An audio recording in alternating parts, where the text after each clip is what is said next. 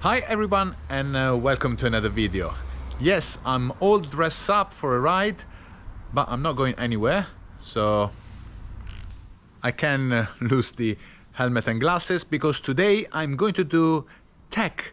Yes, I can't leave the technology aspect to some expert 5 years old or GCN. So today I'm going to try to see if I can squeeze enough to break the carbon steerer from my bikes that I previously cut.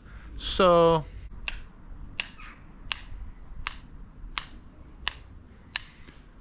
warriors, come out to play.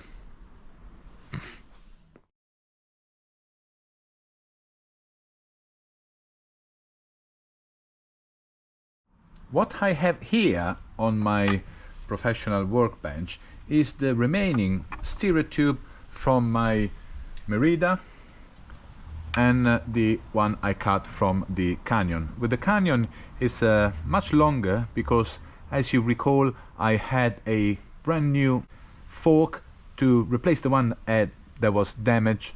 I've done an entire video on the steerer failure on the Canyon, and I want to see how hard it is to actually squeeze enough the steerer tube without any support from the inside, using spare stems that I have in both sizes.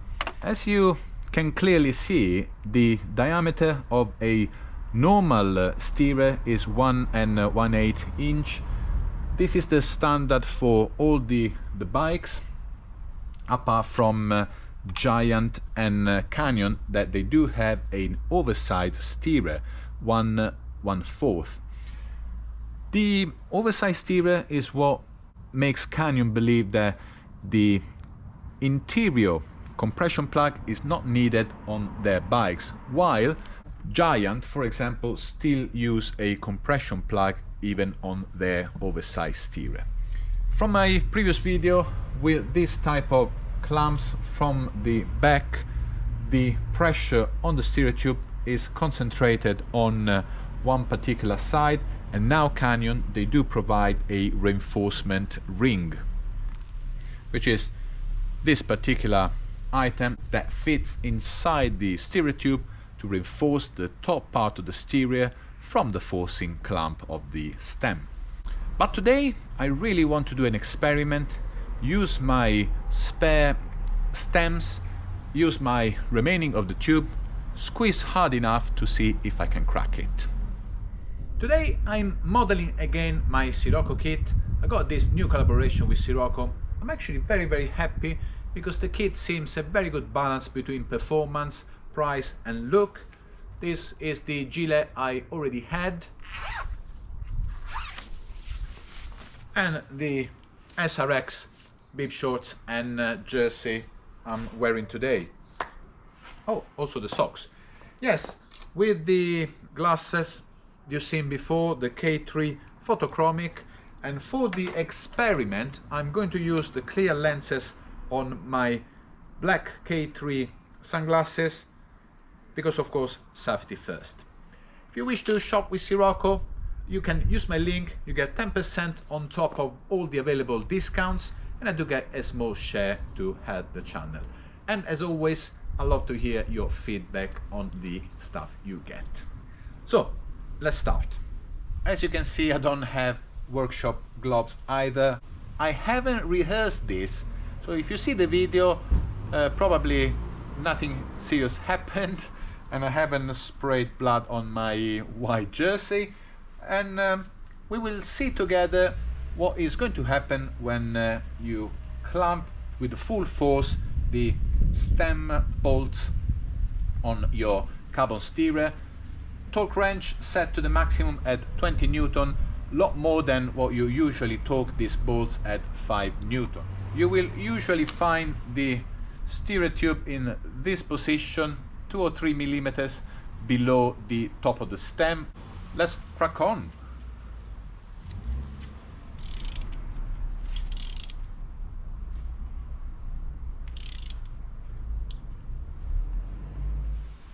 Usually on normal bikes, this is the Merida one again, you will have a compression plug inside to support the clamping force. Let's see how far we can go.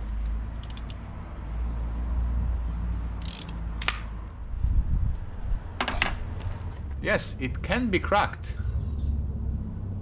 And it did crack. You can see clearly a line on the steerer where we reached the end of the clamping force. Let's keep going.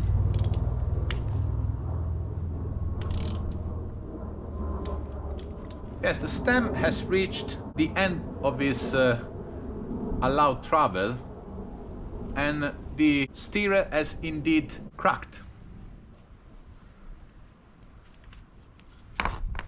You can definitely see where the compression was too much for the carbon steerer and the fracture has clearly happened. I wonder how far this will go before actually cracks on the bike under the forces while you ride. Let's try. Okay, let's see what it takes to actually break it completely.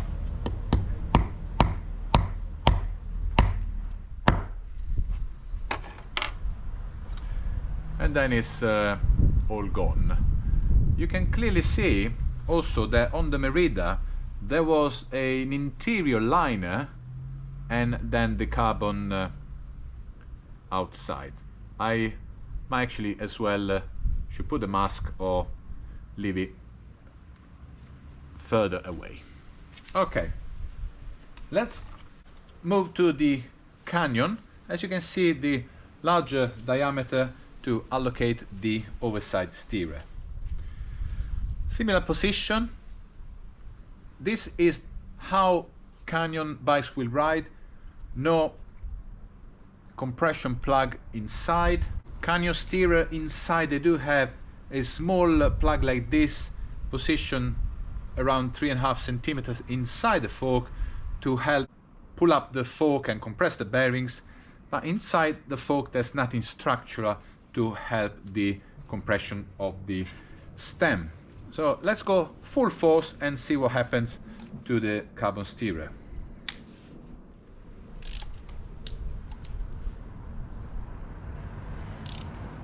You can hear a little bit of cracking noises. Looks like I reached the end of the compression of the stem. I don't see any major damage on the steerer. Let's see if something happened. There is a small line here. Looks like something happened on the outer layer and a vertical crack has appeared. And let's see how far this will go to actually have a breakage under the hammer. It does seem a lot sturdier, I have to say, this oversized tube.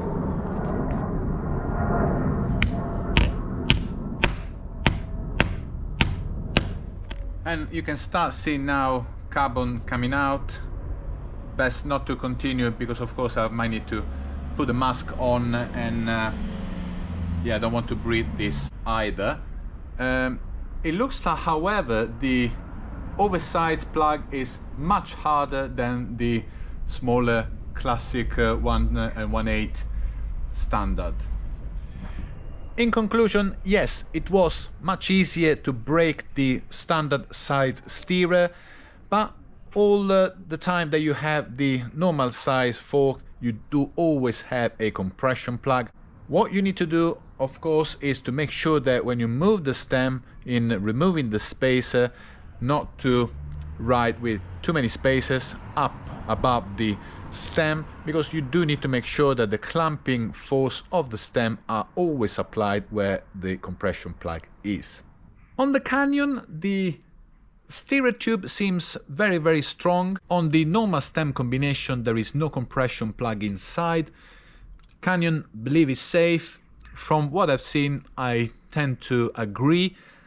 However, if you are running a stem and bar combo like this one, especially with the plugs from behind, you do need the reinforcement ring inside, because the clamp from behind will put pressure on a specific part of the steerer, which is not good for its long-term longevity, so this is highly recommended. However, I might also add the reinforcement on my second bike with the classic stem to increase the resistance of the steerer. The only thing that when you have the plug, you also need to change the top cap, as the shape of the normal cap will not clear the reinforcement ring inside. What I found is a compatible oversized top cap from Carbon TI. They do have one that clearly is much thinner and can fit with the reinforcement ring. It was a nice experiment for once, something I tried live to break parts and not willingly while I try to adjust them. Thank you guys for watching. See you to the next video. Ciao. Looks like, yes, a